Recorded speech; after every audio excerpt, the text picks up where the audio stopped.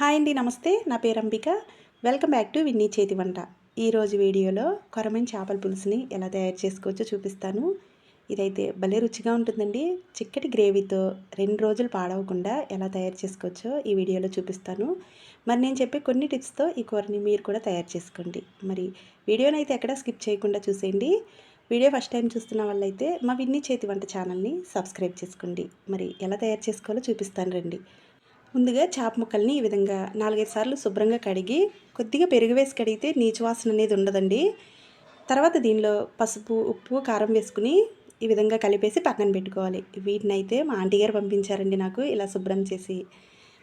ఇలా పక్కన పెట్టుకున్న తర్వాత స్టవ్ మీద ప్యాన్ పెట్టుకుని ఆయిల్ వేసుకుని, చేపల కూరకి కొంచెం ఆయిల్ ఎక్కువే పడుతుంది. ఆయిల్ వేడైన తర్వాత కొన్ని మెంతుల్ని, కొన్ని ఆవాల్ని వేసుకుని ఇవి వేగిన తర్వాత మీడియం సైజు 2 ఉల్లిపాయలని అలాగే 4-5 పచ్చిమిరపకాయలని కూడా వేసుకుని ఈ విధంగా ఫ్రై చేసుకోవాలి. ఉల్లిపాయలు బాగా ఫ్రై అవ్వాలండి. ఇవి ఫ్రై అయితేనే కూర రుచి బాగుంటుంది. ఈ విధంగా వీడియోలో చూపిస్తున్న విధంగా ఇలా ఫ్రై చేసుకోవాలి. ఇవి ఈ విధంగా ఫ్రై అయిన తర్వాత దీనిలో 1 టేబుల్ స్పూన్ అల్లం వెల్లుల్లి పేస్ట్ కూడా వేసుకోవాలి. నేను ఇక్కడ పెద్ద టేబుల్ స్పూనే వేసానండి.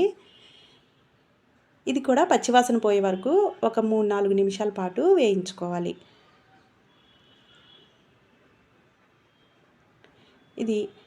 ఈ అల్లం వెల్లుల్లి పేస్ట్ అనేది అప్పటికప్పుడు నూరిందే వేసుకోవాలండి. తర్వాత దీనిలో ఒక చిన్న టమాటాని ఈ విధంగా చిన్న ముక్కలుగా కట్ చేసేసుకుని దీన్ని కూడా ఈ విధంగా బాగా మెత్తగా అయ్యే వరకు ఫ్రై చేసుకోవాలి. ఇది కూడా వేగిన తర్వాత దీనిలో ఒక 100 గ్రాముల వరకు చింతపండుని నానబెట్టుకుని ఈ విధంగా చిక్కటి పేస్ట్ని తీసుకోవాలి. చేపల కూరకి ఎప్పుడు చింతపండు పులుసు అనేది చిక్కగా వేస్తేనే ఆ పులుసు కూడా చిక్కగా ఉంటుందండి. మరి పలచగా వేస్తే నీళ్ళుగా అస్సలు బాగోదు. కాబట్టి చిక్కగా వేసుకోండి ఏ చేపల కూర వండినా. తర్వాత దీనిలో సరిపడా నీళ్ళు వేసుకుని ఒక 3 టేబుల్ స్పూన్ల వరకు కారం వేసుకోవాలి. ఇలా ఉప్పు, కారం, చింతపండు పులుసు వేసిన తర్వాత దీన్ని ఈ టైంలో ఉప్పు చూసుకుంటే సరిపోకపోతే ఈ టైంలో వేసుకోవచ్చండి. నేనైతే ఉప్పు వేసాను, ఆ వీడియో క్లిప్ అయితే మిస్ అయింది. ఇలా మూత పెట్టుకుని ఈ నీళ్లు బాగా మరిగే వరకు ఫ్లేమ్ని హైలో పెట్టి వీటిని మరిగించుకోవాలి. ఈ పులుసు ఈ విధంగా మరుగుతున్నప్పుడు మనం పక్కన పెట్టుకున్న చేప ముక్కల్ని కూడా ఈ టైంలో వేసేసుకోవాలి. పులుసు చూసారా, ఇలా చిక్కగా అయితేనే బాగుంటుందండి. ఎప్పుడైనా ఏ చేపల కూర వండినా ఇదే విధంగా ట్రై చేయండి. ఈ చేపల పులుసు అనేది 2 రోజులైనా పాడవకుండా చాలా బాగుంటుంది. వండిన తర్వాత ఒక రుచి, మరుసటి రోజుకి మరింత రుచిగా ఈ చేపల కూర అయితే ఉంటుంది. ఒకసారి మీరు కూడా తప్పకుండా ట్రై చేయండి. ఈ చేపలు కూడా వేసిన తర్వాత మూత పెట్టేసుకుని ఈ విధంగా ఫ్లేమ్ని మీడియంలోకి మార్చుకుంటూ ఉడికించుకోవాలి. ఇలా పులుసు అనేది దగ్గర పడిన తర్వాత ఆయిల్ కూడా సపరేట్ అయింది కదండి. ఈ టైంలో కొద్దిగా కొత్తిమీర చల్లేసుకుని మరొకసారి మూత పెట్టుకుని ఫ్లేమ్ని లోకి పెట్టుకుని ఒక 3-4 నిమిషాల పాటు ఉడికించుకోవాలి.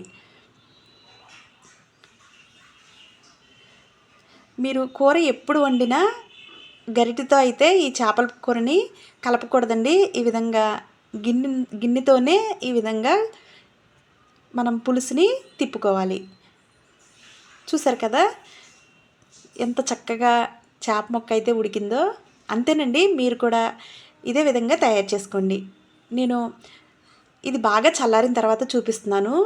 చిక్కటి గ్రేవీతో ముక్క కూడా చాలా గట్టిగా చాలా బాగుందండి. ఒకసారి మీరు కూడా తప్పకుండా ట్రై చేయండి. ఒకసారి మీరు కూడా ట్రై చేసి మీకు ఎలా వచ్చిందో కింద కామెంట్ సెక్షన్లో కామెంట్ చేయండి. వీడియో నచ్చితే లైక్ చేసి మీ ఫ్రెండ్స్కి, రిలేటివ్స్కి షేర్ చేయండి. ఇలాంటి మరిన్ని వీడియోస్ కోసం మా విన్నీ చేతి వంట ఛానల్ని సబ్స్క్రైబ్ చేసుకోండి. Thank you for watching.